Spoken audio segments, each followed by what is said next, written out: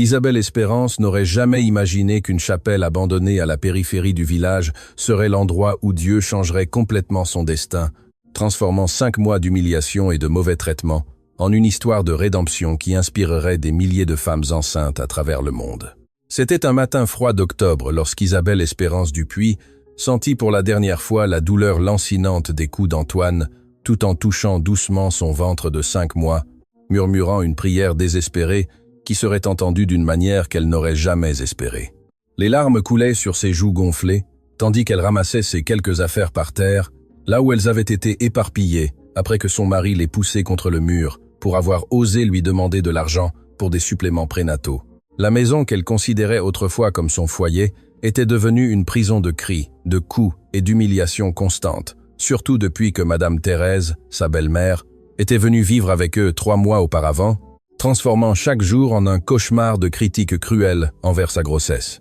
Antoine travaillait dans le bâtiment et rentrait chaque soir plus irrité que la veille, déchargeant toute sa frustration sur Isabelle, tandis que Madame Thérèse observait avec un sourire cruel, murmurant des commentaires venimeux sur la façon dont une femme inutile et stérile comme elle ne méritait pas de porter le petit-fils de la famille Mercier. Les mots coupaient plus profondément que n'importe quel coup physique, surtout lorsqu'on lui disait que sa grossesse était une malédiction, qu'elle avait apporté le malheur à la maison, que son bébé naîtrait probablement difforme et maudit par ses péchés cachés. Dites-nous dans les commentaires de quelle ville vous nous écoutez. Cliquez sur « J'aime » et abonnez-vous à la chaîne avant de continuer l'histoire. Isabelle Espérance avait 26 ans et rêvait depuis l'enfance d'être mère, mais elle n'aurait jamais imaginé que ce rêve deviendrait son pire cauchemar. C'était une femme de taille moyenne, aux longs cheveux châtains, qu'elle portait toujours attachés pour cacher les ecchymoses de son cou et aux yeux verts qui avaient perdu l'éclat de l'espoir après des mois de maltraitance psychologique et physique.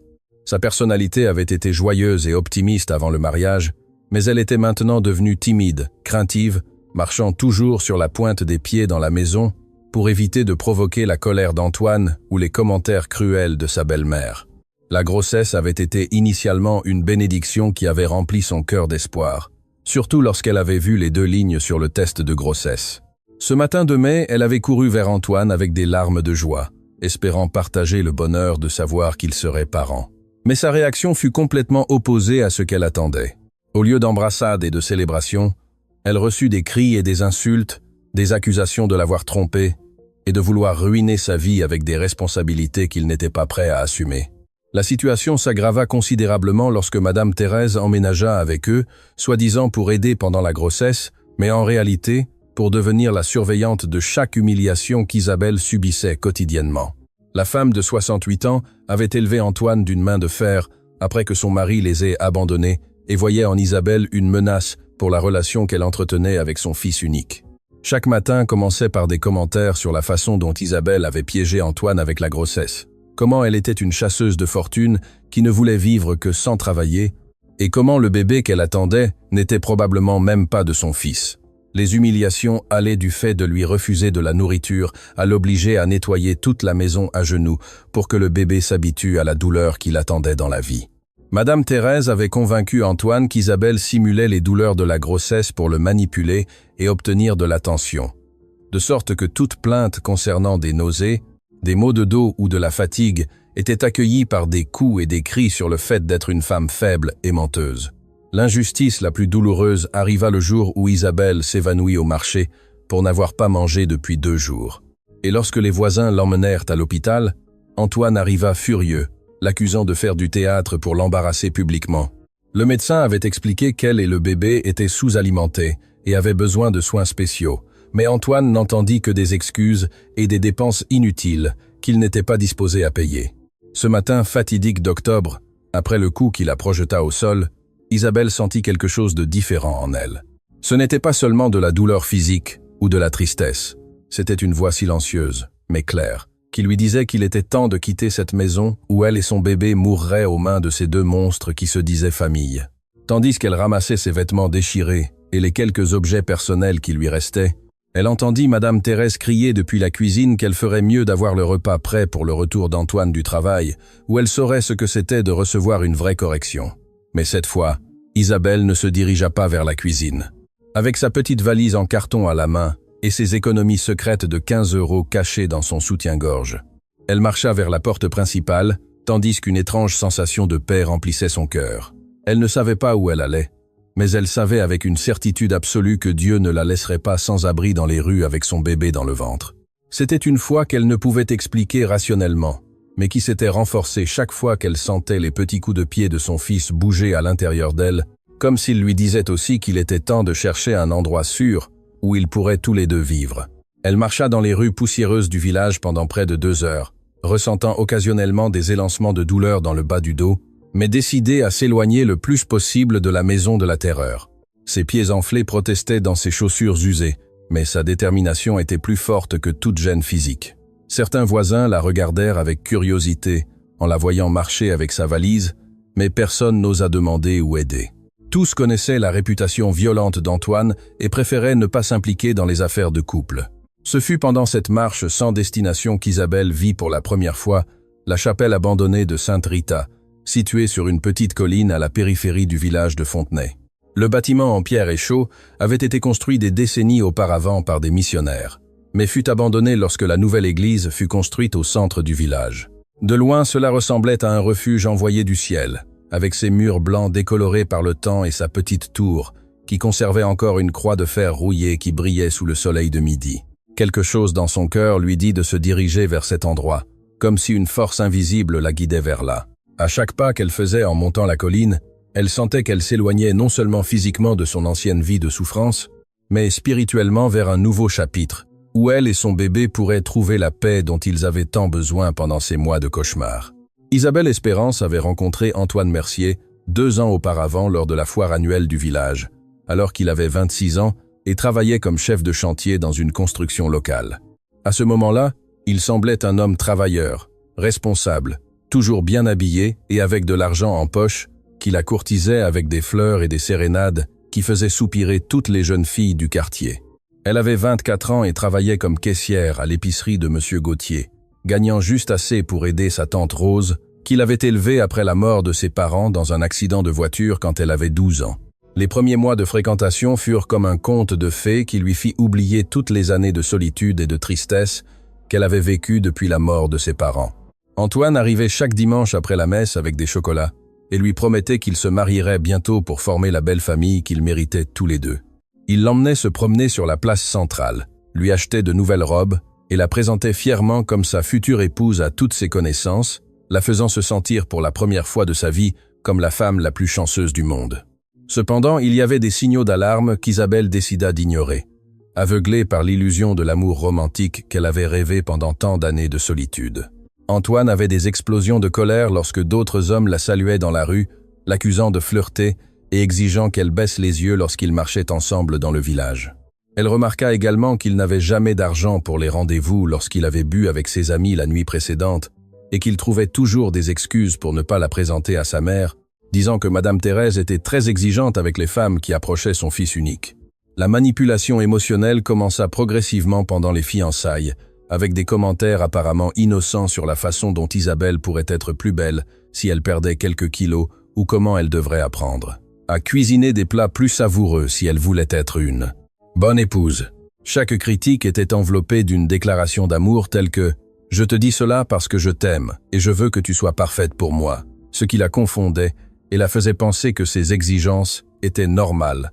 dans une relation de couple. Le contrôle s'intensifia après le mariage, une cérémonie petite et triste à l'église du village, où seuls quelques parents éloignés des deux côtés assistèrent. Isabelle avait rêvé d'une célébration joyeuse, mais Antoine insista qu'il n'y avait pas de sens à dépenser de l'argent pour des fêtes alors qu'ils pouvaient l'utiliser pour leur futur foyer. La lune de miel consista en 2 jours dans un hôtel bon marché du village voisin, où Antoine passa plus de temps à boire au bar qu'à accompagner sa nouvelle épouse. Une fois installé dans la maison qu'Antoine avait héritée de son grand-père, la vraie personnalité de son mari fit surface comme un monstre qui s'était caché derrière un masque de charme superficiel. Les nuits romantiques se transformèrent en séances de critiques constantes sur tout ce qu'Isabelle faisait mal. Le repas était trop salé, la maison n'était pas assez propre, ses vêtements n'étaient pas appropriés, sa manière de parler était trop audacieuse pour une femme mariée. La première gifle arriva 3 mois après le mariage, lorsqu'Isabelle osa suggérer qu'il pourrait visiter la tombe de ses parents à l'anniversaire de leur mort.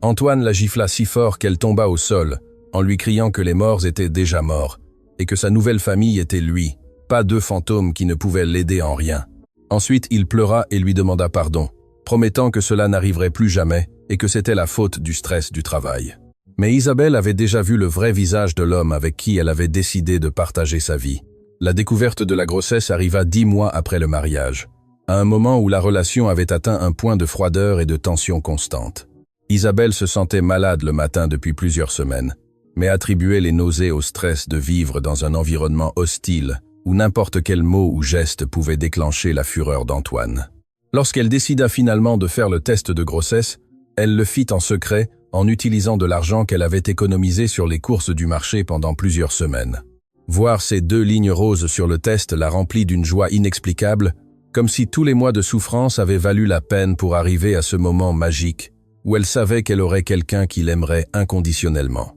Elle s'imagina élevant un beau bébé qui remplirait la maison de rires et de joie, qui leur donnerait à elle et à Antoine une raison de se réconcilier et de construire une véritable famille pleine d'amour et de compréhension mutuelle. La réaction d'Antoine lorsqu'elle lui annonça la nouvelle ce soir-là pendant le dîner fut comme une gifle émotionnelle qui détruisit toutes ses illusions romantiques sur la maternité. Au lieu de la joie, elle vit la panique et la rage dans ses yeux, suivie d'une série d'accusations cruelles sur la façon dont elle avait planifié la grossesse pour le piéger et ruiner sa liberté, avec des responsabilités qu'il n'avait ni demandées ni désirées. « Comment as-tu pu être aussi stupide et irresponsable ?» lui cria-t-il en frappant la table du poing, faisant sauter les assiettes et s'en briser certaines contre le sol. « Ne te rends-tu pas compte que nous n'avons pas d'argent pour élever un bébé? Ou crois-tu que les enfants se nourrissent d'air et s'habillent seuls ?» Les mots sortaient de sa bouche comme du poison, chacun conçu pour la blesser au plus profond de son âme maternelle naissante. Cette nuit-là,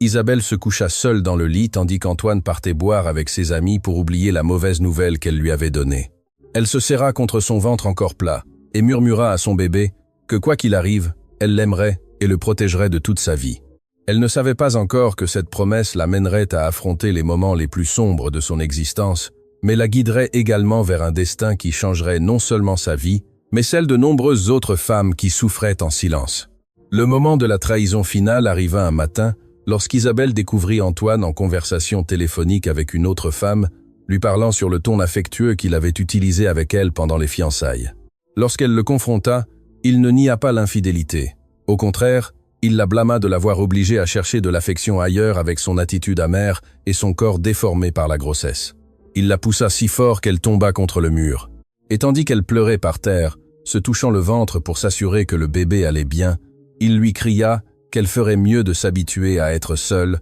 car il avait le droit d'être heureux avec une vraie femme. Sans famille pour la soutenir et sans argent propre, Isabelle se retrouva complètement sans défense dans un monde qui semblait s'être ligué contre elle et son bébé à naître. Les voisins la regardaient avec pitié, mais personne ne proposait d'aider. Certains murmuraient même qu'elle avait dû faire quelque chose pour que son mari la traite ainsi, car dans leur mentalité conservatrice, une femme vertueuse ne souffrait jamais de maltraitance dans son mariage. Maintenant, tandis qu'elle montait la colline vers la chapelle abandonnée, Isabelle sentait qu'elle marchait vers une rencontre divine qui changerait son destin pour toujours. Elle ne savait pas ce qu'elle s'attendait à trouver dans ce lieu sacré, oublié des hommes. Mais dans son cœur, elle savait que Dieu avait préparé ce refuge spécialement pour elle et son bébé, attendant le moment parfait pour lui montrer qu'elle n'avait jamais été vraiment seule dans ces moments de plus grand désespoir. La chapelle de Sainte Rita se dressait devant Isabelle comme une vision envoyée directement du ciel, avec ses murs en pierre, blanchis par des années de soleil et de pluie, qui lui donnaient une apparence éthérée et mystérieuse. La petite construction avait été édifiée en 1942 par le père Michel Dubois, un missionnaire jésuite qui avait dédié sa vie à servir les villages les plus pauvres de la région, mais qui mourut de la fièvre typhoïde à peine 5 ans après avoir achevé l'œuvre de son cœur. Depuis lors, le lieu était resté fermé au culte, bien que les anciens du village se souvenaient encore avec révérence des miracles qui se produisaient souvent pendant les messes du père Michel. En s'approchant de l'entrée principale, Isabelle remarqua que la porte en bois massif était légèrement entr'ouverte, comme si quelqu'un l'avait attendue précisément à ce moment. La charnière rouillée grinça doucement lorsqu'elle poussa la porte, et le son résonna à l'intérieur vide comme un accueil silencieux qui l'invitait à entrer dans le sanctuaire sacré. Un rayon de soleil doré filtrait à travers une petite fenêtre circulaire dans la partie supérieure du mur, créant un cercle de lumière sur l'autel de pierre où se conservait encore une image sculptée de Sainte Rita, la sainte patronne des causes désespérées. L'air à l'intérieur de la chapelle était frais et parfumé d'une odeur douce qu'elle ne pouvait identifier, comme si des fleurs invisibles avaient fleuri dans cet espace sacré pendant des décennies. Les murs étaient décorés de fresques décolorées qui représentaient des scènes bibliques de femmes courageuses. Esther sauvant son peuple, Ruth suivant Noémie vers une nouvelle vie, Marie-Madeleine, pardonnée et transformée par l'amour divin. C'était comme si le lieu avait été conçu spécifiquement pour consoler les femmes qui avaient perdu tout espoir en l'humanité. Isabelle s'approcha lentement de l'autel, sentant une présence aimante qui l'entourait comme une étreinte invisible qui consolait son âme blessée. Elle laissa tomber sa valise en carton à côté d'un des bancs en bois sculpté à la main, et pour la première fois depuis des mois, elle osa s'asseoir tranquillement sans craindre d'être frappée ou insultée par quelqu'un. Le silence du lieu n'était ni vide ni solitaire. Il était rempli d'une paix qui pénétrait jusqu'aux coins les plus profonds de son cœur brisé. Tandis qu'elle restait assise sur le banc, touchant doucement son ventre de 5 mois, Isabelle commença à sentir qu'elle n'était pas arrivée à cet endroit par hasard. Chaque pas qu'elle avait fait depuis qu'elle avait quitté la maison de la terreur avait été guidé par une main divine qui savait exactement ce dont elle et son bébé avaient besoin pour survivre. C'était une sensation qu'elle ne pouvait expliquer avec des mots,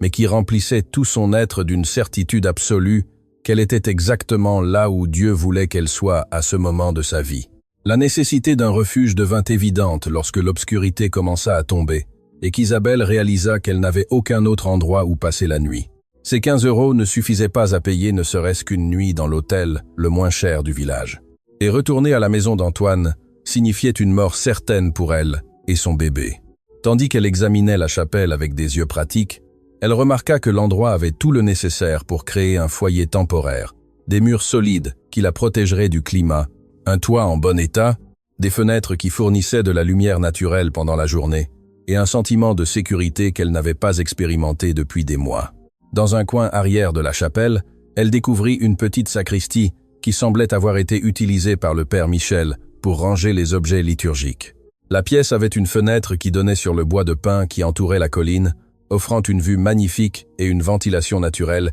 qui maintenait l'air frais et pur. Isabelle décida que ce serait sa chambre, un endroit intime où elle pourrait parler à son bébé toutes les nuits sans craindre d'être écoutée par des oreilles hostiles. L'exploration minutieuse du bâtiment révéla des détails architecturaux qui témoignaient de l'amour et du dévouement que le père Michel avait mis dans chaque aspect de la construction. Les murs avaient des niches sculptées où des bougies votives avaient été placées, créant une ambiance de prière permanente qui invitait à la contemplation et à la connexion spirituelle. Le sol en briques rouges avait été poli jusqu'à obtenir un éclat qui réfléchissait la lumière des fenêtres. Et bien qu'il ait accumulé de la poussière pendant des années d'abandon, il conservait sa beauté originale. À côté de l'autel principal, Isabelle trouva une petite fontaine d'eau bénite sculptée dans la pierre qui, miraculeusement, contenait encore de l'eau cristalline qui semblait être restée fraîche et pure malgré les années d'abandon. C'était comme si le lieu avait été préservé par des mains angéliques, attendant le moment exact où une femme enceinte et désespérée aurait besoin d'un sanctuaire où se réfugier de la cruauté du monde extérieur. Les fenêtres de la chapelle étaient orientées de telle manière qu'elles captaient la lumière du lever et du coucher du soleil, remplissant l'espace intérieur de tonalités dorées, qui créaient une atmosphère céleste pendant les heures les plus belles de la journée. Isabelle s'imagina se réveillant chaque matin avec la lumière douce de l'aube, caressant son visage et dormant chaque nuit, bercée par la lumière argentée de la lune qui filtrait à travers les vitraux. À l'arrière de la chapelle, derrière l'autel, il y avait une petite porte qui menait à un jardin abandonné, où poussaient encore des herbes médicinales et des fleurs sauvages qui avaient été plantées des décennies auparavant par le père Michel. Le jardin était entouré d'un muret de pierre qui le séparait du bois, créant un espace intime et protégé où Isabelle pourrait marcher et méditer pendant les heures d'exercice recommandées pour sa grossesse. Tandis qu'elle parcourait chaque recoin de son nouveau refuge, Isabelle sentait qu'elle découvrait non seulement un lieu physique où vivre, mais un sanctuaire spirituel où elle pourrait se reconnecter avec la femme forte et courageuse qu'elle avait été avant que la maltraitance ne détruise son estime de soi. Chaque détail du lieu semblait être conçu pour guérir son âme blessée et la préparer à la maternité avec dignité et espoir. Pendant ses premières heures dans la chapelle, elle trouva plusieurs objets qui avaient été oubliés lorsque le lieu fut fermé au culte. Il y avait un vieux balai en palme qu'elle pourrait utiliser pour nettoyer quelques chandeliers en bronze, qui ajoutaient de l'élégance à l'ambiance, et une petite table en bois qui pourrait servir de surface pour manger, écrire. Elle découvrit également une collection de livres religieux dans une armoire de la sacristie,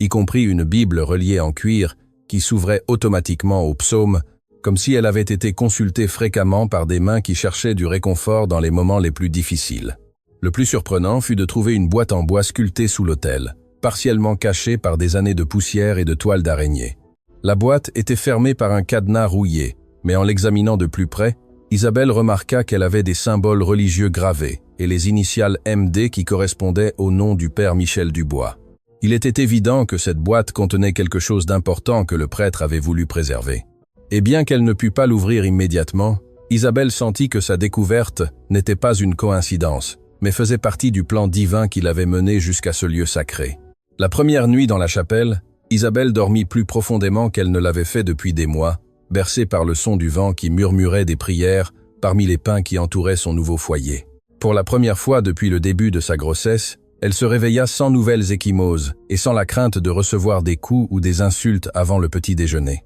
C'était le début d'une nouvelle vie, où elle et son bébé pourraient grandir en paix et en dignité. La vie dans la chapelle abandonnée commença à prendre forme avec une routine qui nourrissait à la fois le corps et l'âme d'Isabelle, qui découvrit que la solitude sacrée était infiniment préférable à la compagnie toxique qu'elle avait laissée derrière elle chez Antoine. Chaque lever de soleil l'accueillait avec des rayons dorés qui filtraient à travers la fenêtre circulaire de l'hôtel, la réveillant doucement comme une horloge céleste qui marquait le début de jour rempli de possibilités qui semblaient auparavant impossibles. Son premier acte chaque matin était de toucher son ventre et de murmurer bonjour à son bébé, établissant une connexion maternelle qui avait été interrompue par des mois de stress et de maltraitance. L'organisation de l'espace sacré devint un acte d'amour-propre et de préparation à la maternité. Isabelle nettoya soigneusement chaque recoin de la chapelle, enlevant des années de poussière et de toiles d'araignée, tout en chantant doucement les berceuses que sa mère lui chantait quand elle était enfant.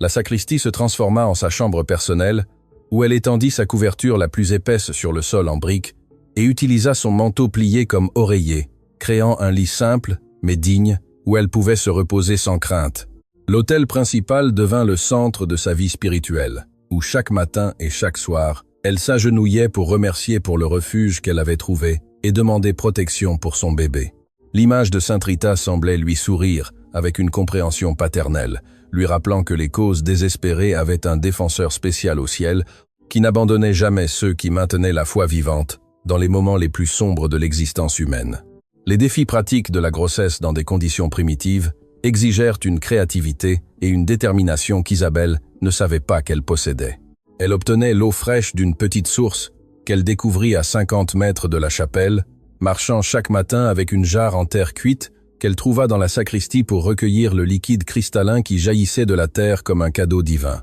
L'exercice quotidien de monter et descendre la colline aidait à maintenir son corps fort pour l'accouchement, tandis que l'air pur du bois remplissait ses poumons d'oxygène, ce qui bénéficiait à la fois à elle et à son bébé. L'alimentation devint son plus grand défi, car ses 15 € devaient durer jusqu'à ce qu'elle trouve une solution plus permanente pour sa survie. Elle marchait jusqu'au village tous les 2 jours pour acheter du riz, des lentilles et du pain de campagne bon marché, qu'elle complétait avec des herbes comestibles qui poussaient naturellement dans le jardin abandonné de la chapelle. Les figuiers sauvages qui entouraient l'endroit lui fournissaient des fruits sucrés, et elle découvrit que les feuilles de pissenlit pouvaient être bouillies pour créer une soupe nutritive qui aidait avec les nausées matinales. Pendant les après-midi, lorsque le soleil chauffait les pierres de la chapelle, Isabelle s'asseyait dans le jardin arrière pour raccommoder ses vêtements et planifier l'avenir de son bébé. Elle avait trouvé du fil et des aiguilles dans un nécessaire à couture oublié dans la sacristie, ainsi que des morceaux de tissu qu'elle utilisait pour créer de petits vêtements pour son fils,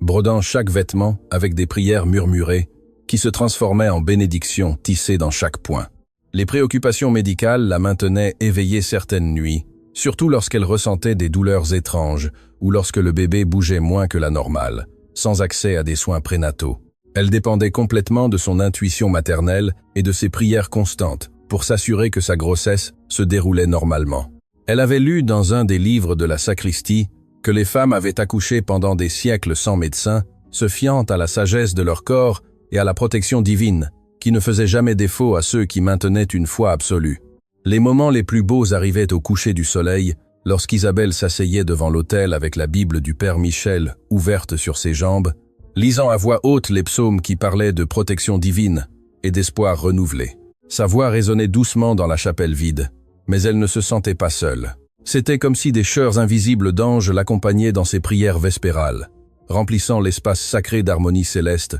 qui consolait son cœur maternel. Pendant ses lectures nocturnes, elle commença à remarquer des détails dans la chapelle qu'elle avait négligés pendant ses premiers jours. Certaines briques du sol avaient des symboles gravés et des dates qui semblaient marquer des événements importants dans l'histoire du lieu. Les poutres du toit avaient des noms sculptés de familles qui avaient contribué à la construction, créant une généalogie de foi qui connectait Isabelle avec des générations de croyants qui avaient trouvé de l'espoir dans ce même espace sacré. La boîte mystérieuse sous l'autel devint le centre de sa curiosité croissante, surtout pendant les nuits où elle ne pouvait pas dormir en raison des coups de pied enthousiastes de son bébé. Isabelle examinait le cadenas rouillé à la lumière des bougies, se demandant quel trésor spirituel le Père Michel avait préservé pour les futures générations de fidèles qui pourraient avoir besoin de sa sagesse et de ses conseils en temps de crise. Une nuit, tandis qu'elle priait devant l'image de Sainte Rita, Isabelle sentit une inspiration soudaine qui la mena à chercher parmi les livres de la sacristie jusqu'à ce qu'elle trouve une petite clé dorée cachée à l'intérieur des pages d'un ancien missel. La clé s'insérait parfaitement dans le cadenas de la boîte mystérieuse, comme si elle avait attendu pendant des décennies que la bonne personne arrive au moment précis pour découvrir les secrets qu'elle contenait. Ses mains tremblèrent tandis qu'elle ouvrait la boîte, sachant intuitivement qu'elle était sur le point de découvrir quelque chose qui changerait complètement le cours de sa vie et celle de son bébé à naître. L'intérieur de la boîte était tapissé de velours rouge qui avait parfaitement préservé les objets que le Père Michel avait jugés suffisamment importants pour les cacher et les protéger pour la postérité. Les petites découvertes quotidiennes dans la chapelle commencèrent à créer un motif qu'Isabelle ne pouvait ignorer, comme si chaque objet trouvé était un indice laissé par une main divine, pour la guider vers un destin qu'elle ne pouvait pas encore imaginer complètement. Parmi les livres de la sacristie, elle trouva un journal personnel du Père Michel, écrit avec une calligraphie élégante, qui narrait non seulement ses expériences de missionnaire, mais aussi les miracles extraordinaires qu'il avait vus pendant ses années de service dans la chapelle. Les pages jaunies du journal révélaient que le Père Michel avait eu des visions prophétiques sur une femme enceinte qui arriverait à la chapelle dans ses moments de plus grande nécessité, décrivant avec des détails étonnants les circonstances exactes qui avaient mené Isabelle jusqu'à ce lieu sacré. La coïncidence était si précise qu'elle lui causa des frissons de reconnaissance, comme si elle lisait l'histoire de sa propre vie écrite des décennies avant sa naissance. Selon le journal, le Père Michel avait reçu des instructions spécifiques dans ses prières sur la façon de préparer la chapelle pour l'arrivée de cette femme spéciale, y compris la préservation de certains objets et documents qui seraient cruciaux pour sa survie et sa transformation spirituelle. Le prêtre avait obéi à ces visions mystiques avec une foi absolue, bien qu'il n'ait pas vécu assez longtemps pour voir l'accomplissement des prophéties qu'il avait reçues pendant ses méditations nocturnes. Les références dans le journal à la boîte des trésors célestes coïncidaient exactement avec la boîte en bois qu'Isabelle avait trouvée sous l'autel, confirmant que sa découverte n'avait pas été accidentelle, mais faisait partie d'un plan divin orchestré avec une précision céleste. Le Père Michel avait écrit que cette boîte contenait tout le nécessaire pour que la femme choisie transforme la souffrance en bénédiction pour beaucoup d'autres âmes perdues. Tandis qu'elle lisait ces révélations à la lumière des bougies, Isabelle sentit qu'elle était invitée à participer à quelque chose de beaucoup plus grand que sa survie personnelle. C'était comme si sa douleur et son abandon avaient été permis par Dieu précisément pour la préparer à une mission spéciale qui nécessitait une compréhension profonde de la souffrance humaine et une foi inébranlable dans la possibilité de rédemption et de transformation.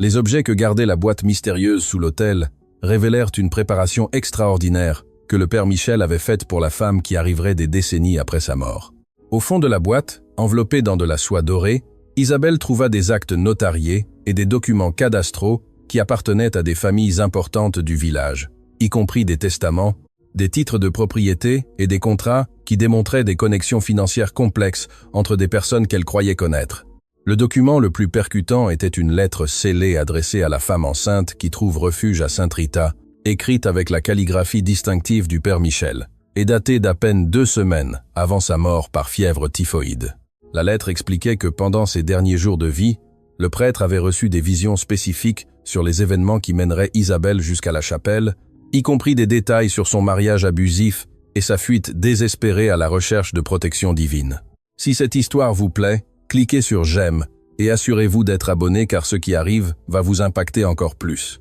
Selon la lettre prophétique, le Père Michel avait utilisé ses dernières semaines de vie pour enquêter sur des secrets de famille qui affecteraient directement l'avenir de la femme qui arriverait à la chapelle. Il avait découvert que la famille Mercier avait des connexions avec des propriétés et des héritages qui avaient été cachés illégalement pendant des générations, y compris des terres qui appartenaient légitimement à d'autres familles qui avaient été spoliées par fraude et falsification de documents. La révélation la plus surprenante était qu'Isabelle avait des droits légaux sur plusieurs propriétés qui avaient appartenu à ses grands-parents paternels, y compris la même maison où Antoine et sa mère l'avaient maltraitée pendant des mois. Les documents prouvaient que Madame Thérèse avait falsifié la vente de ses propriétés des décennies auparavant, lorsque les parents d'Isabelle moururent dans l'accident de voiture, profitant du fait qu'elle était mineure et n'avait pas de représentation légale adéquate. Le traitement émotionnel de ces révélations fut accablant pour Isabelle, qui passa des jours entiers à pleurer et à prier devant l'autel de Sainte Rita,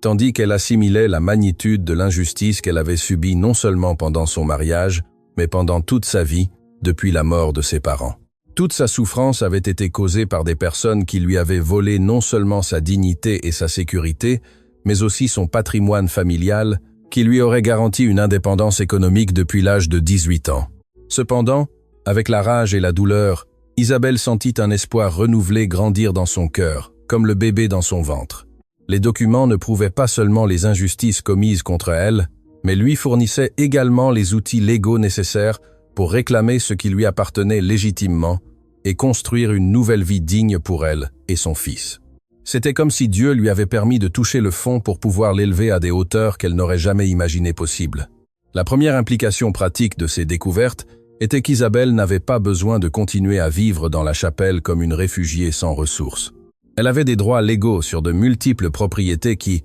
une fois réclamées, lui fourniraient non seulement un foyer digne, mais aussi des revenus substantiels qui assuraient l'avenir de son bébé, sans dépendre d'aucun homme qui pourrait la maltraiter ou l'abandonner. La deuxième implication était que les personnes qui l'avaient maltraitée avaient également commis des crimes graves qui pourraient entraîner des conséquences légales significatives pour elle. Antoine et sa mère avaient construit leur vie sur des propriétés volées, et Isabelle avait maintenant les preuves nécessaires pour les exposer aux autorités et à la communauté qui, pendant des années, les avait respectés comme des citoyens honorables du village. La détermination qui grandit en Isabelle pendant ces nuits de révélation fut différente de toute émotion qu'elle avait expérimentée auparavant dans sa vie. Ce n'était pas seulement le désir de vengeance contre ceux qui l'avaient blessée, mais une compréhension profonde qu'elle avait la responsabilité d'utiliser ces révélations pour créer la justice, non seulement pour elle-même, mais pour d'autres femmes qui pourraient souffrir en silence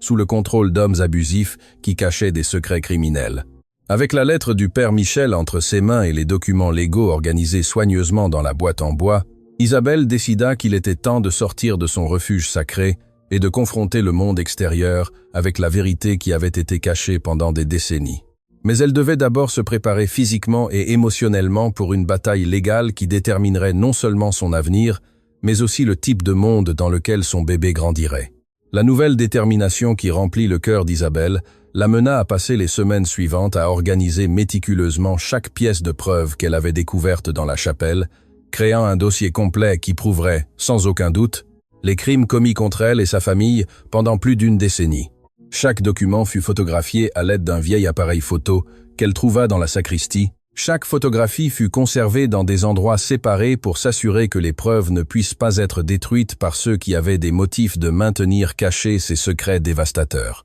L'enquête systématique du passé familial révéla un réseau de corruption et de fraude qui s'étendait beaucoup plus loin que ce qu'Isabelle avait imaginé initialement. Les registres prouvaient que Madame Thérèse avait travaillé pendant des décennies comme employée du service d'état civil de la mairie, où elle avait accès aux documents de famille qui avaient perdu leurs principaux soutiens, lui permettant de falsifier des transferts de propriétés qu'elle vendait ensuite à des prix très inférieurs à la valeur réelle du marché immobilier local. Le schéma criminel incluait la falsification systématique de certificats de décès qui permettait à Madame Thérèse de déclarer mort des propriétaires qui avaient simplement abandonné le village, s'appropriant leurs terres par des processus légaux frauduleux qu'aucun juge n'avait enquêté correctement en raison de la réputation apparemment irréprochable qu'elle avait construite dans la communauté religieuse locale. Isabelle découvrit qu'au moins 7 familles avaient été spoliées de leur patrimoine en utilisant des méthodes similaires au cours des 20 dernières années. Tandis qu'elle organisait l'épreuve, Isabelle se prépara également physiquement pour les confrontations qu'elle savait qu'elle devrait affronter dans les semaines à venir. Sa grossesse avait progressé sainement pendant son temps dans la chapelle, et maintenant qu'elle était au 7e mois, son ventre proéminent la transformait en un symbole visible de maternité qui pourrait générer de la sympathie publique lorsqu'elle révélerait les injustices qu'elle avait subies aux mains de ceux qui auraient dû la protéger, elle et son bébé. La recherche de soutien légal la mena à contacter maître Olivier Moreau, le seul avocat du village, qui avait une réputation d'honnêteté et qui avait personnellement connu le père Michel avant sa mort. Lorsqu'Isabelle lui présenta les documents et la lettre prophétique du prêtre, l'avocat fut étonné tant par la complexité des crimes que par la précision des visions mystiques qui avaient guidé Isabelle vers ces révélations extraordinaires. Maître Moreau expliqua que les documents constituaient des preuves suffisantes pour engager des poursuites légales, tant civiles que criminelles, contre Antoine et Madame Thérèse, y compris des accusations de fraude, falsification de documents publics, appropriation illicite de biens d'autrui et association de malfaiteurs, qui pourraient entraîner des peines de prison significatives pour les deux. Il confirma également qu'Isabelle avait des droits légaux irréfutables sur des propriétés évaluées à plus de 200 000 € selon les prix actuels du marché immobilier. Le renforcement interne qu'expérimenta Isabelle pendant cette période de préparation fut la transformation la plus profonde qu'elle avait vécue au cours de ses 26 années d'existence. La femme timide et craintive qui avait fui la maison d'Antoine s'était transformée en une guerrière spirituelle qui comprenait sa mission non seulement comme la récupération de son patrimoine, mais comme la protection d'autres femmes vulnérables qui pourraient souffrir en silence sous le contrôle de criminels déguisés en citoyens respectables. Des alliés inattendus commencèrent à apparaître lorsqu'Isabelle partagea discrètement son histoire avec quelques femmes du village qui avaient senti que quelque chose n'allait pas dans la relation avec Antoine, mais qui n'avaient jamais eu suffisamment de preuves pour intervenir. En effet, dans la situation de maltraitance conjugale, l'infirmière Thérèse, du centre de santé, proposa de fournir des soins prénataux gratuits et de témoigner des blessures qu'elle avait observées chez Isabelle lors de ses visites sporadiques au centre médical. Madame Ruiz, qui avait perdu son mari dans des circonstances mystérieuses liées à des conflits fonciers 5 ans auparavant, reconnut le nom de Madame Thérèse dans les documents frauduleux et proposa de témoigner des incohérences qu'elle avait notées dans les papiers de la prétendue vente des propriétés de son défunt mari. Son témoignage fournirait des preuves supplémentaires du schéma criminel qui avait opéré sous la surface de la vie apparemment tranquille du village. La stratégie légale définie par Maître Moreau incluait d'abord l'assurance des propriétés par des ordonnances judiciaires qui préviendraient toute tentative de vente ou de destruction des preuves, suivie par la présentation formelle d'accusations criminelles qui obligeraient les autorités à enquêter sur l'étendue complète du réseau de corruption qui avait opéré pendant des décennies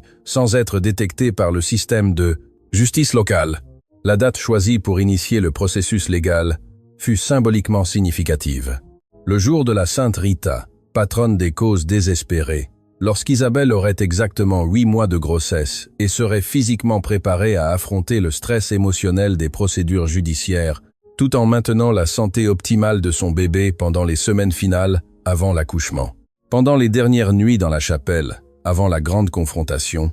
Isabelle passa des heures en prière et en méditation, remerciant le Père Michel pour sa préparation prophétique et demandant la force spirituelle pour utiliser sa douleur transformée en pouvoir, qui bénirait non seulement sa propre vie, mais les vies de nombreuses autres femmes qui avaient besoin de voir un exemple de comment la justice divine peut se manifester à travers la bravoure humaine lorsqu'elle est combinée avec une foi inébranlable dans la protection céleste. Le jour de la grande confrontation se leva avec un ciel dégagé qu'Isabelle interpréta comme une bénédiction divine sur les événements qui étaient sur le point de se dérouler. Des événements qui changeraient non seulement sa propre vie, mais aussi la structure de pouvoir qui avait permis à des criminels d'opérer impunément dans sa communauté pendant des générations entières. À 8 heures du matin, vêtue de sa meilleure robe de maternité, et emportant avec elle une copie complète de toutes les preuves organisées dans un classeur en cuir que Maître Moreau lui avait fourni, Isabelle marcha de la chapelle vers le centre du village, où aurait lieu la première audience judiciaire qui déterminerait le cours futur de son existence.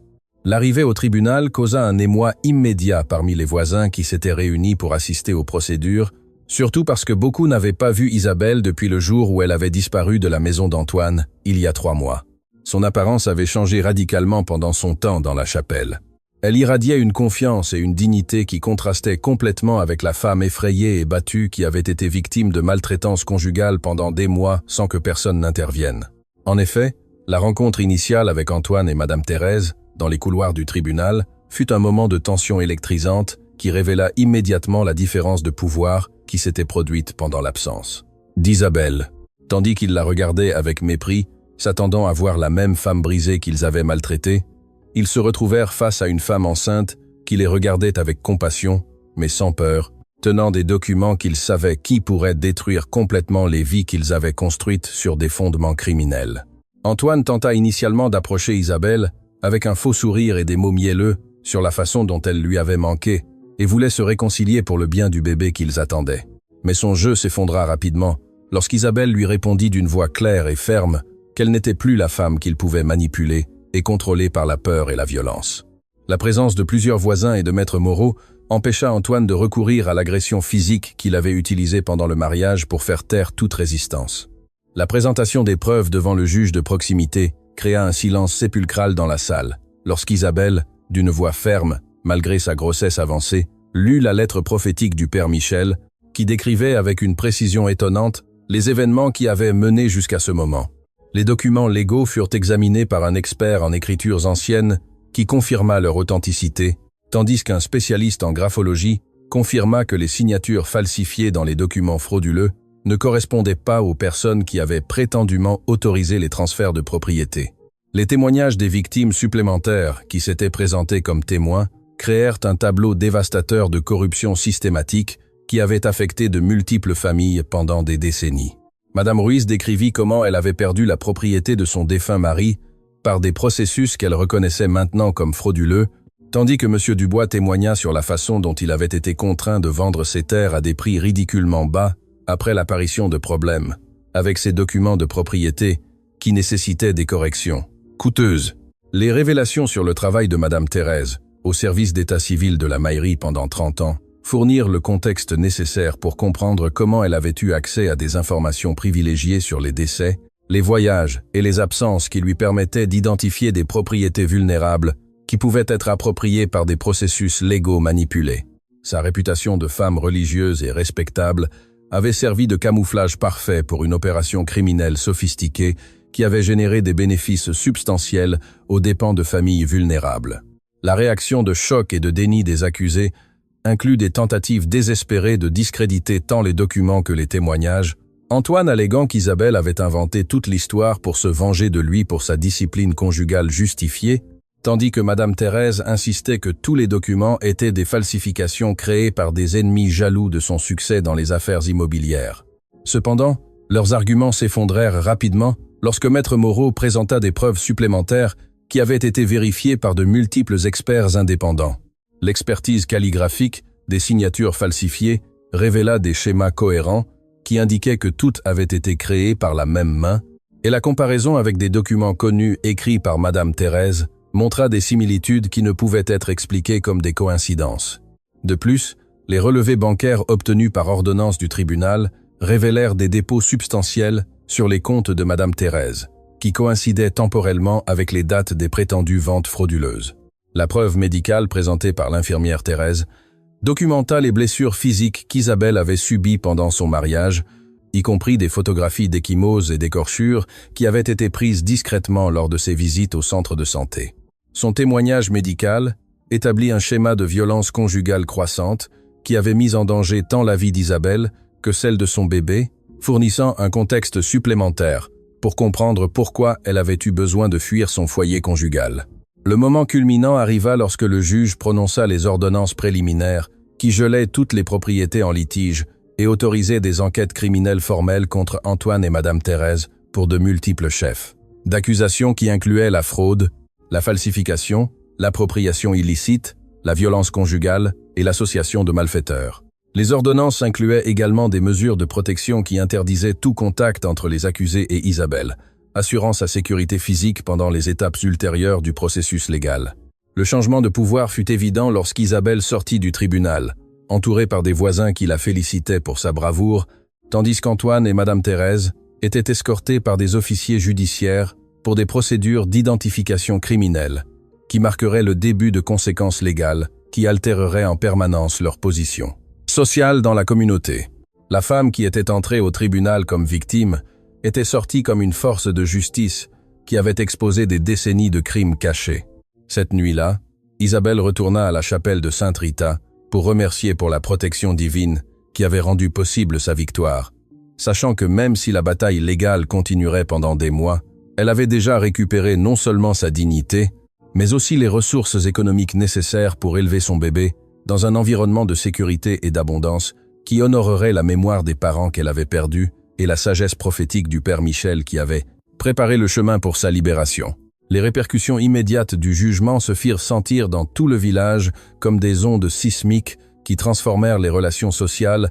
et révélèrent des vérités qui avaient été cachées sous des décennies d'apparence respectable et de réputation falsifiée. La première conséquence visible fut l'assignation à résidence de Madame Thérèse, tandis que les autorités enquêtaient sur l'étendue complète de ses activités criminelles, suivie par la confiscation de toutes les propriétés qui avaient été acquises par des processus frauduleux au cours des 20 dernières années de sa carrière au service d'état civil. Antoine perdit immédiatement son travail dans le bâtiment lorsque son employeur apprit les accusations criminelles auxquelles il faisait face, surtout considérant que beaucoup des propriétés où il avait travaillé avaient été acquises par les processus frauduleux qui étaient maintenant examinés par un grand jury spécial convoqué pour examiner la corruption systématique dans le système d'enregistrement des propriétés du canton. Sa réputation de travailleur fiable s'évapora lorsque les clients se rendirent compte qu'il avait vécu dans des propriétés volées tout en maintenant une façade d'honnêteté professionnelle. Les institutions financières locales commencèrent à réviser tous les prêts et transactions qui avaient impliqué des propriétés transférées pendant la période où Madame Thérèse travaillait au service d'état civil, découvrant des irrégularités qui nécessitaient une enquête fédérale pour déterminer s'il y avait eu conspiration avec des employés de banque pour faciliter le blanchiment d'argent provenant des ventes frauduleuses. Les banques furent obligées de geler de multiples comptes en attendant de déterminer quels fonds provenaient d'activités légitimes et lesquels avaient été générés par des processus criminels. L'impact psychologique sur la grossesse d'Isabelle fut paradoxalement positif, car l'élimination du stress constant causé par la maltraitance et l'incertitude économique permit à son corps de se détendre complètement pour la première fois depuis des mois. Sa pression artérielle se normalisa. Son appétit revint avec une force saine, et les mouvements de son bébé devinrent plus réguliers et vigoureux, indiquant que l'environnement de sécurité émotionnelle bénéficiait directement au développement prénatal pendant les semaines finales avant l'accouchement.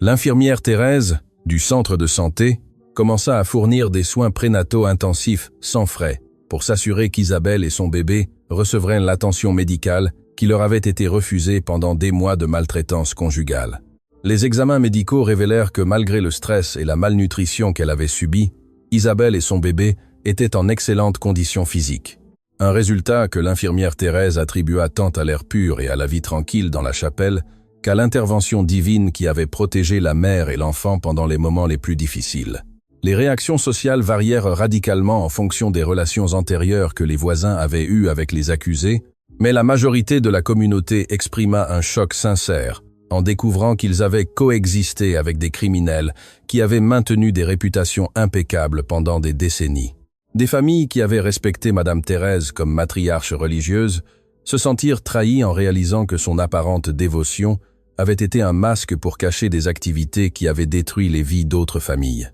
également religieuses et respectables. Les amis et collègues d'Antoine dans l'industrie de la construction exprimèrent leur incrédulité en découvrant que l'homme qu'ils avaient considéré comme un travailleur honnête et un bon gars de famille avait maltraité son épouse enceinte, tout en vivant dans des propriétés que sa mère avait volées par fraude systématique. Certains admirent qu'ils avaient remarqué son tempérament violent lorsqu'il buvait, mais avaient supposé que c'était un problème de couple normal qui ne nécessitait pas d'intervention extérieure. Les autorités religieuses du village, surtout le nouveau père Louis qui avait remplacé le père Michel des décennies auparavant, exprimèrent leur horreur en découvrant que des crimes aussi graves avaient été commis par des personnes qui se présentaient régulièrement à la messe et participaient aux activités de l'Église. Le père Louis annonça que l'Église mènerait des enquêtes internes pour s'assurer qu'aucun autre membre de la communauté religieuse n'utilisait sa réputation spirituelle pour cacher des activités criminelles. Les bénéfices immédiats pour Isabelle inclurent non seulement la récupération légale de ses propriétés héritées, mais aussi l'accès immédiat à des fonds qui avaient été bloqués sur des comptes bancaires pendant des années en raison des irrégularités dans les documents qui se révélaient maintenant être des falsifications intentionnelles. Maître Moreau estima qu'Isabelle recevrait au moins 50 000 € en propriétés et dommages et intérêts une fois que tous les processus légaux seraient achevés. Le soutien communautaire surgit inopinément de voisins qui avaient eu peur d'intervenir pendant la période de maltraitance conjugale, mais qui se sentaient maintenant habilités à offrir une aide pratique et émotionnelle. Les femmes âgées du village s'organisèrent pour fournir des repas nutritifs et des vêtements de maternité, tandis que les hommes se proposèrent pour effectuer les réparations nécessaires dans les propriétés qu'Isabelle avait récupérées. La reconnaissance publique de son courage pour exposer la corruption transforma Isabelle de victime sociale en héroïne communautaire, surtout parmi d'autres femmes qui avaient subi diverses formes d'abus, mais n'avaient jamais eu les ressources ou le soutien nécessaire pour chercher la justice légale. Son exemple inspira au moins 3 autres femmes à signaler des situations de violence conjugale qu'elles avaient gardées secrètes pendant des années en raison de la peur des représailles sociales et économiques. La couverture médiatique locale de l'affaire attira l'attention régionale sur les problèmes de corruption dans les petites villes rurales, où des systèmes informels de pouvoir permettaient à des individus ayant des réputations respectables d'opérer des réseaux criminels pendant des décennies sans détection. L'affaire d'Isabelle devint un exemple cité par des réformateurs légaux qui plaidaient pour une plus grande transparence dans les registres de propriété et de meilleurs systèmes de protection pour les victimes de violences conjugales. Pendant les dernières semaines avant l'accouchement, Isabelle put finalement se concentrer complètement sur la préparation à la maternité, sans le stress constant de se demander où elle vivrait ou comment elle nourrirait son bébé. La sécurité économique et légale qu'elle avait gagnée grâce à sa bravoure lui permit de créer des plans détaillés pour l'éducation et l'élevage de son fils dans un environnement qui honorerait tant la mémoire de ses parents morts que le guide spirituel du Père Michel qui avait rendu possible sa transformation de victime en victorieuse. La nouvelle vie qui émergea des cendres de l'injustice représenta non seulement une victoire personnelle pour Isabelle, mais une transformation fondamentale dans sa compréhension de son objectif dans la vie et de sa relation avec la communauté où elle vivrait et élèverait son fils pendant les années à venir. Avec les propriétés récupérées et les processus légaux progressant favorablement, Isabelle déménagea de la chapelle de Sainte-Rita à la maison qui avait appartenu à ses grands-parents paternels, une belle structure de 2 étages, avec de vastes jardins qui avaient été maintenus en excellent état, bien qu'elle ait été occupée illégalement par des locataires que Madame Thérèse avait installés pour générer des revenus supplémentaires de la propriété volée. La maison familiale avait été construite en 1920 par le grand-père d'Isabelle, un artisan habile qui avait incorporé des détails architecturaux uniques qui reflétaient tant le style colonial traditionnel que des innovations modernes qui rendaient la structure exceptionnellement durable et confortable. La restauration de la propriété à sa propriété légale se sentit comme un retour spirituel à la maison qui connectait Isabelle à ses racines familiales et lui fournissait une base stable pour élever son bébé dans un environnement rempli d'histoires familiales positives. Le processus de réclamation de la maison inclut la découverte d'effets personnels qui avaient appartenu à ses grands-parents et parents, y compris des albums de photos, des bijoux et des meubles, qui conservaient des mémoires familiales qu'Isabelle avait supposées perdues pour toujours, après l'accident de voiture qui avait tué ses parents lorsqu'elle était adolescente. Ces trésors redécouverts fournirent des connexions tangibles à son héritage qu'elle pourrait partager avec son bébé, créant une continuité à travers des générations qui avaient été violemment interrompues par les crimes commis contre sa famille. La situation économique transformée lui permit d'engager des travailleurs spécialisés pour restaurer la maison à sa beauté originale, tout en ajoutant des commodités modernes nécessaires pour une vie familiale confortable. L'installation d'une chambre de bébé, entièrement équipée, dans la chambre à l'étage, qui avait appartenu à son père quand il était enfant, fournit une clôture symbolique au cycle de perte et de renouveau qui avait défini les dernières années de sa vie. La maternité autonomisée qu'expérimenta Isabelle pendant les semaines finales de la grossesse fut radicalement différente des mois de peur et d'incertitude qui avaient caractérisé les premières étapes de sa grossesse. Sans la menace constante de violence et avec une sécurité économique complète, elle put assister à des cours prénataux, préparer des plans détaillés d'accouchement et établir des relations avec des prestataires de santé qui respectèrent son autonomie et soutinrent ses décisions pendant la grossesse et l'accouchement. La préparation pour le bébé inclut non seulement des arrangements pratiques comme des vêtements et des meubles, mais aussi une préparation spirituelle qui honorait le rôle que la foi avait joué dans sa survie et sa transformation. Isabelle organisa que son bébé soit baptisé dans la chapelle de Sainte Rita, l'endroit où elle avait trouvé refuge et découvert la vérité qui changea son destin, créant un lien spirituel entre son fils et l'espace sacré, où son renouveau comme femme indépendante s'était produit. La perspective sur la maternité avait évolué de l'anticipation craintive d'amener un bébé dans des circonstances de pauvreté et de violence, à l'attente joyeuse d'accueillir un enfant dans une vie de stabilité, de sécurité et d'objectifs spirituels. Isabelle se prépara à être le type de mère qui protégerait férocement son fils, tout en lui enseignant également les valeurs de justice, de compassion et de résistance qu'elle avait apprises à travers ses propres luttes et victoires. Les relations familiales furent reconstruites à travers des connexions avec des parents éloignés, qui avaient été séparés depuis la mort de ses parents, mais qui émergèrent maintenant pour offrir un soutien et accueillir Isabelle, de retour dans des réseaux familiaux étendus qu'elle avait supposés ne plus exister. Tante Rose, qui avait lutté financièrement pour élever Isabelle, après l'accident put emménager dans un appartement sur la propriété, fournissant un soutien intergénérationnel pendant les premières années d'éducation. De nouvelles amitiés se développèrent avec des femmes dans la communauté qui avaient été inspirées par le courage d'Isabelle à confronter l'abus et à chercher la justice. Ces relations fournirent tant un soutien pratique pendant la grossesse qu'une solidarité émotionnelle qui fit qu'Isabelle se sentit partie d'une sororité de femmes fortes qui pouvaient se soutenir mutuellement à travers les défis de la vie indépendante et de la maternité. Responsable. La reconnaissance communautaire de sa transformation de victime à défenseur résulta en des invitations à parler de la prévention de la violence conjugale et des droits des victimes dans les villages voisins, créant des opportunités pour qu'Isabelle utilise son expérience pour aider d'autres femmes qui pourraient souffrir en silence. Ces causeries plantèrent des graines pour un futur travail de défense qui étendrait son impact au-delà de sa communauté immédiate. Les changements dans les dynamiques sociales furent évidents dans la façon dont les gens traitèrent Isabelle différemment par rapport à lorsqu'elle était mariée à Antoine. Au lieu de la pitié ou de l'évitement, elle reçut le respect et l'admiration qui reflétaient ses circonstances changées, mais aussi son courage démontré pour faire face à l'injustice, malgré l'énorme risque personnel. La communauté avait appris que les apparences pouvaient être trompeuses et que le vrai caractère se révélait pendant les temps de crise. L'indépendance économique, réalisée grâce à la réclamation de son héritage, fournit à Isabelle des options qui n'avaient jamais été disponibles pendant sa vie antérieure de dépendance et d'abus. Elle pouvait choisir ses propres médecins, planifier son propre emploi du temps, prendre des décisions sur son foyer et son style de vie sans nécessiter la permission ou l'approbation de qui que ce soit d'autre, expérimentant l'autonomie personnelle pour la première fois depuis l'enfance. La croissance personnelle qui s'était produite pendant la période, allant de quitter la maison d'Antoine à établir sa nouvelle vie indépendante, fut extraordinaire dans son étendue et sa profondeur. D'une jeune femme effrayée, qui acceptait l'abus comme interaction conjugale normale, Isabelle s'était transformée en une défenseur confiante qui comprenait ses droits et était préparée à les défendre contre quiconque tenterait de violer sa dignité ou sa sécurité. Les leçons apprises pendant cette période de transformation inclurent non seulement des connaissances pratiques sur les droits légaux et l'autoprotection, mais aussi des aperçus spirituels sur le rôle de la foi pendant les temps de crise et le pouvoir de la persistance lorsque l'on lutte pour la justice contre des probabilités accablantes. Ces leçons guideraient son approche envers la maternité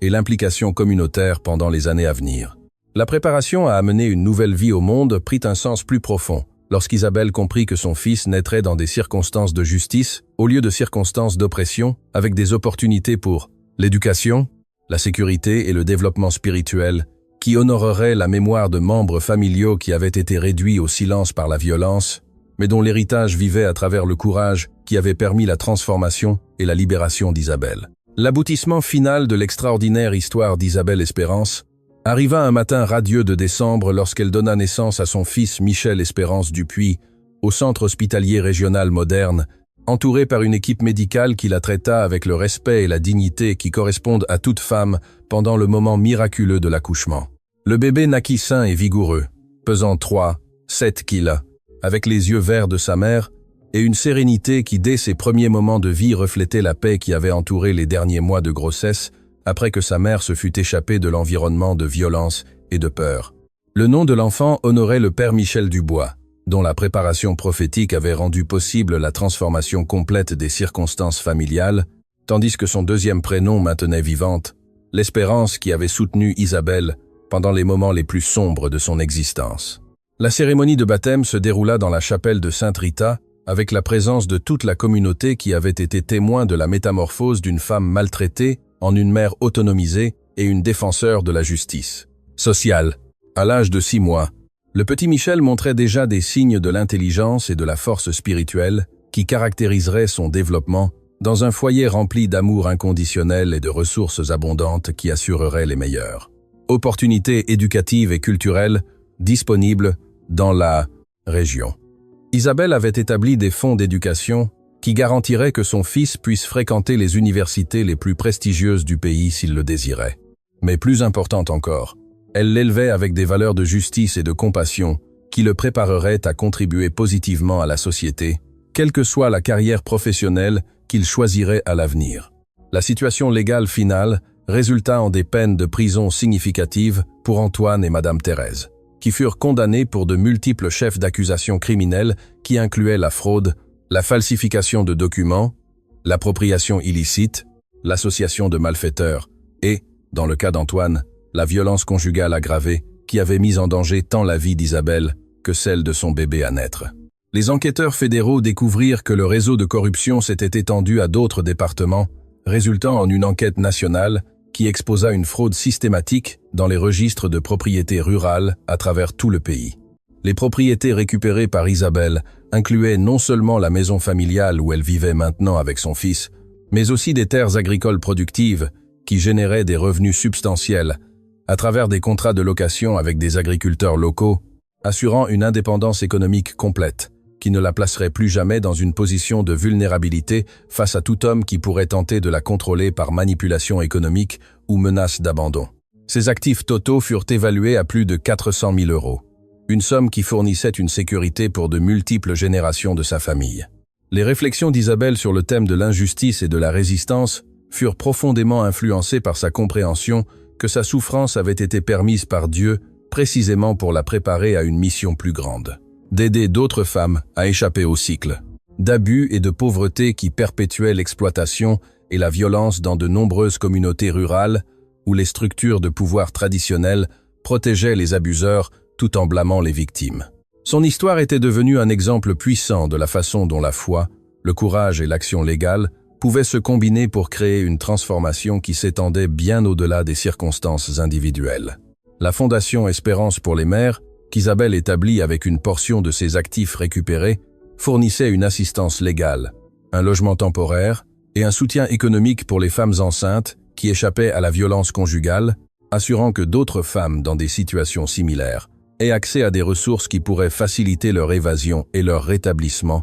sans avoir à dépendre de découvertes miraculeuses dans des chapelles abandonnées. La Fondation finança également des programmes éducatifs qui enseignaient aux femmes leurs droits légaux et fournissaient une formation professionnelle qui permettait l'indépendance économique. Le travail de défense qu'Isabelle développa inclut des causeries régulières dans des universités, des conférences et des organisations communautaires à travers la région, où elle partagea son histoire comme exemple de la façon dont les victimes d'abus pouvaient transformer leurs circonstances par le courage, la persévérance et le soutien légal adéquat. Ces présentations mettaient constamment l'accent sur le fait qu'alors que ces circonstances spécifiques avaient inclus des éléments extraordinaires comme des lettres prophétiques et des documents cachés, les principes fondamentaux de chercher de l'aide, de rassembler des preuves et de poursuivre des recours légaux étaient applicables à pratiquement toute situation de violence conjugale ou d'exploitation économique. Le message inspirant qui résonnait le plus fortement avec les auditoires était l'insistance d'Isabelle sur le fait qu'aucune femme ne devrait accepter l'abus comme normal ou inévitable, indépendamment des traditions culturelles, des circonstances économiques ou de la pression sociale qui pourrait décourager la résistance. Son histoire démontra que même lorsque les situations semblaient sans espoir et que les systèmes de soutien semblaient inexistants, les opportunités de transformation et de justice pouvaient émerger lorsque les femmes refusaient d'accepter la victimisation comme leur destin permanent et maintenaient la foi qu'une meilleure situation était possible. Les collaborations avec des organisations légales et des groupes de défense des droits des femmes étendirent l'impact d'Isabelle à travers le pays où son cas devint un exemple cité dans des programmes de formation pour les avocats, les travailleurs sociaux et les officiers de la loi qui travaillaient avec des cas de violence conjugale. La documentation de sa transformation de victime à défenseur fournit des modèles que d'autres organisations utilisèrent pour développer des programmes de soutien qui abordaient tant les besoins immédiats de sécurité, l'autonomisation économique à long terme nécessaire pour une indépendance durable. La sagesse pour l'avenir qu'Isabelle développa à travers ses expériences mit l'accent sur plusieurs principes clés qui guident son travail continu, aidant d'autres femmes. Premièrement, que les croyances culturelles sur le mariage et la famille ne justifient jamais la violence ou l'exploitation économique, quelle que soit la profondeur de l'enracinement de ces croyances dans les communautés traditionnelles. Deuxièmement, que les systèmes légaux, bien qu'imparfaits, fournissaient des outils puissants pour la justice, lorsque les victimes avaient un soutien adéquat et une représentation pendant les procédures légales. Troisièmement, Isabelle apprit que l'indépendance économique était la base essentielle pour toutes les autres libertés, et que les femmes avaient besoin tant d'une assistance immédiate pendant les situations de crise que d'une éducation et d'un soutien à long terme qui leur permettrait de construire des carrières et des actifs qui les protégera de futures exploitations. Quatrièmement, que la foi spirituelle, bien que profondément importante pour maintenir l'espoir et le courage, devait être combinée avec une action pratique et une défense légale pour créer un changement réel dans les circonstances d'oppression. Les leçons sur la maternité qu'Isabelle développa inclurent la compréhension que protéger les enfants de la violence était la responsabilité fondamentale des parents, même lorsque cette protection exigeait des décisions difficiles, comme quitter des mariages ou défier des traditions familiales qui normalisaient l'abus. Son expérience démontra que les enfants bénéficient énormément lorsque les mères modèlent le courage, le respect de soi et l'engagement envers la justice, même pendant des périodes d'incertitude et de lutte. Les conseils basés sur l'expérience qu'Isabelle offre aux femmes dans des circonstances similaires soulignent que chercher de l'aide est toujours approprié, quelle que soit la confidentialité ou la culture de l'abus, caractérisée par des auteurs ou des membres de la communauté qui préfèrent éviter de confronter des réalités inconfortables sur la violence conjugale. Son histoire illustre que bien que les circonstances spécifiques de chaque femme soient uniques, les dynamiques fondamentales de l'abus et les stratégies de base pour l'évasion et le rétablissement suivent des schémas prévisibles qui peuvent être abordés à travers des ressources disponibles et des protections légales. Si cette histoire vous a touché le cœur, partagez-la avec un j'aime et abonnez-vous pour continuer à voir des récits percutants comme celui-ci. Maintenant, profitez de la vidéo suivante qui apparaît à l'écran. Que Dieu vous bénisse.